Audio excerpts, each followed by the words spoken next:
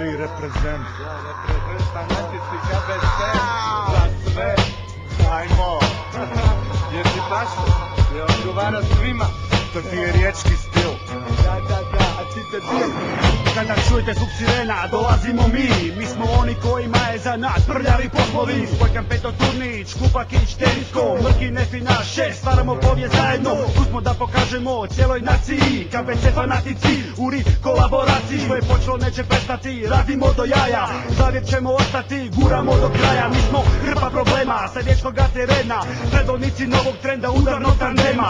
Sa Kvarnera, kad se visoko digne plima, cijeli svijet si klima, jebote koliko nas ima. Sirena zavija, stiže hrpa MC-a, cijela nacija na nogama, u zaklon bježi rija. Pogodit čija, sada stvar se probija, od KBC-a i fanatika nova brija. Jer vama prija, novi Armageddon stil, ti debil, voliš chill, zato repaš ko fosil, ti obija zil.